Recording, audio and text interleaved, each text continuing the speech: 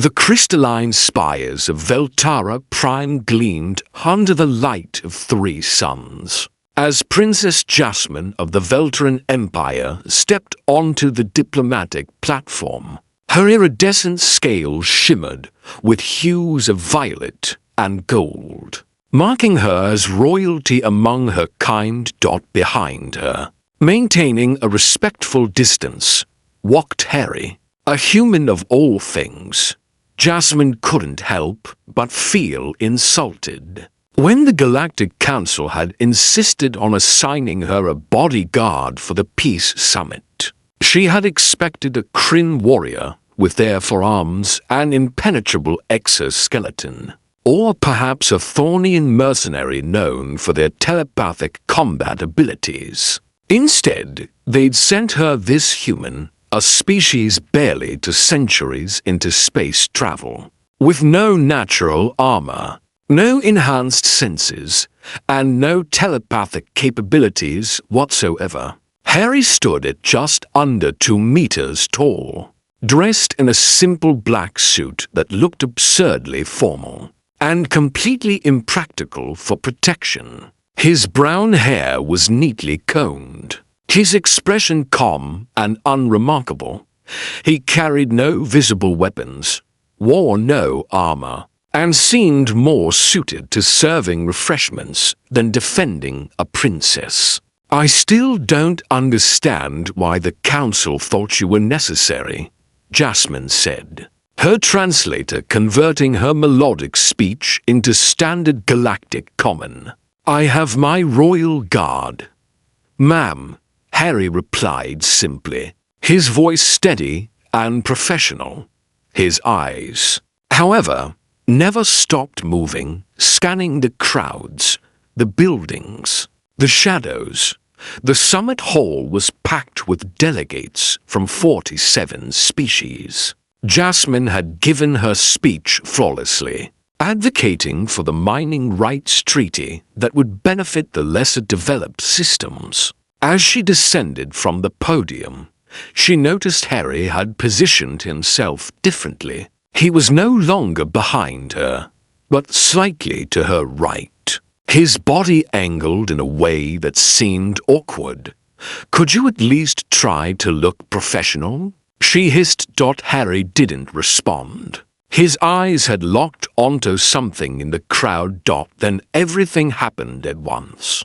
The first assassin emerged from the crowd with a plasma blade extended. A Kryn warrior, moving with frightening speed. Jasmine's breath caught. She hadn't even sensed the killing intent. But Harry had already moved. The human's hand shot out not to block the blade, but to redirect it. He used the Kryn's own momentum against him, sending the 4-armed assassin crashing into a pillar with a force that cracked the stone. One down. A Thornian assassin materialized from a stealth cloak, poison darts already flying toward Jasmine's exposed neck. Harry's other hand swept up impossibly fast and caught all 3 darts between his fingers. He flicked them back with precision. The Thornian collapsed, paralyzed by their own venom. To down. Jasmine stumbled backward, her scaled tail thrashing in shock. The royal guards finally realized what was happening and began to mobilize, but they were too slow, too unprepared. 3 more assassins descended from the ceiling. Veltaran, her own species, traitors willing to kill their princess for political gain. They moved with the fluid grace of her kind, plasma whips crackling with lethal energy.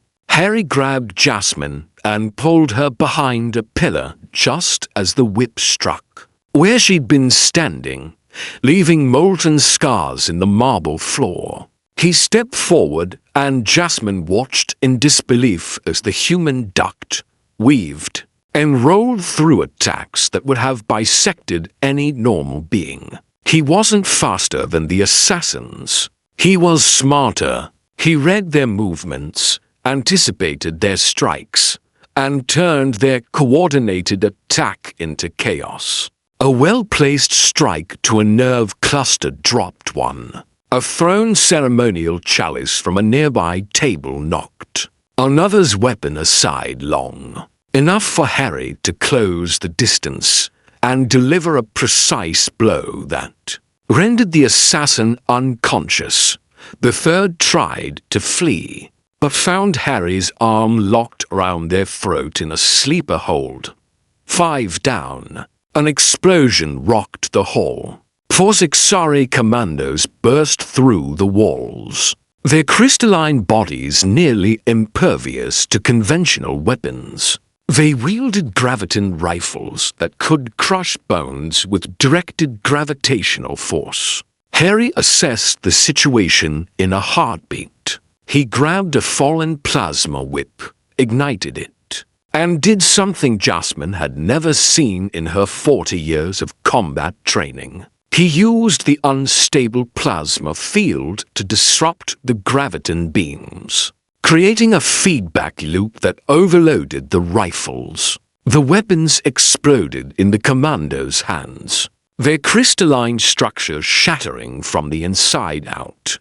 9 down. The final 3 assassins attacked simultaneously from different vectors. A Dravenian sharpshooter on a distant balcony, a morph infiltrator emerging from the ventilation shaft, and a cybernetically enhanced Traxian charging straight through the panicking crowd. The Dravenian sniper shot should have been impossible to dodge. Harry somehow sensed it coming and twisted, the hypervelocity round passing so close to his head that it singed his hair. He grabbed a decorative shield from the wall and hurled it with perfect accuracy, striking the distant sniper and knocking them from their perch.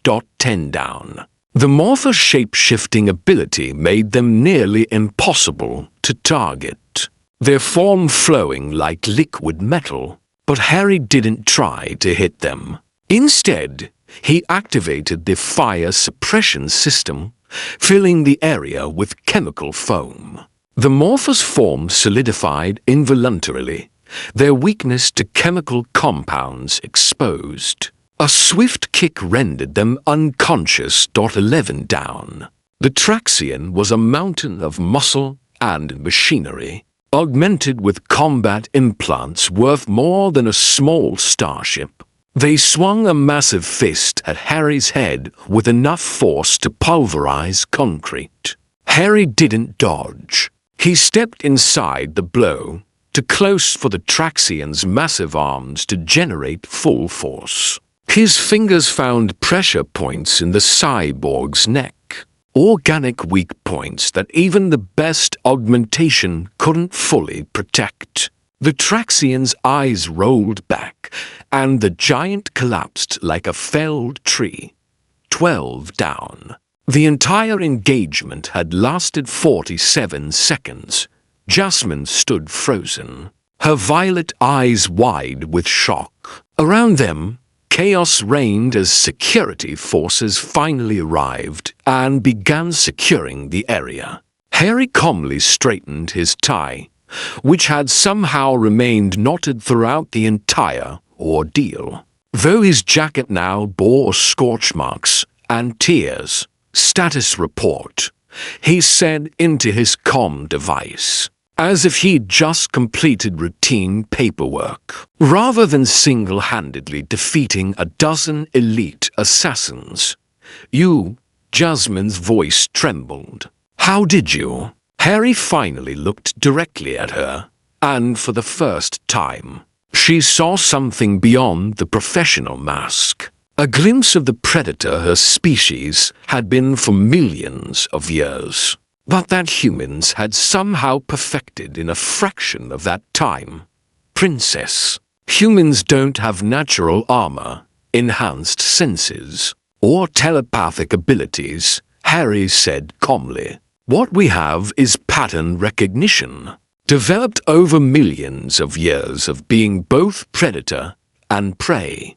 We have endurance that can outlast almost any species. We have adaptability that lets us use anything as a weapon or tool. And we have something most species lost when they became advanced. He gestured to the unconscious. Assassins being taken into custody. We remember what it's like to fight for survival every single day. Your species evolved on a peaceful world, with few natural predators. You became civilized and graceful. Humans evolved on a death world where everything wanted to kill us. The weather, the animals, the plants, even microscopic organisms. We didn't become civilized because we were peaceful. We became civilized despite being very, very good at violence. Jasmine's scales rippled with a new emotion, respect, tinged with something that might have been fear. The council knew, she whispered. They knew there would be an assassination attempt. Yes, ma'am. Harry's expression softened slightly. That's why they sent a human. We're very good at keeping people alive, even when everyone else wants them dead. It's kind of our specialty. As medical teams attended to the wounded and security forces escorted Jasmine to a secure location, she walked beside Harry with newfound appreciation. She had thought him useless. A political statement from the Council about the inclusion of primitive species in galactic affairs. She had been catastrophically wrong.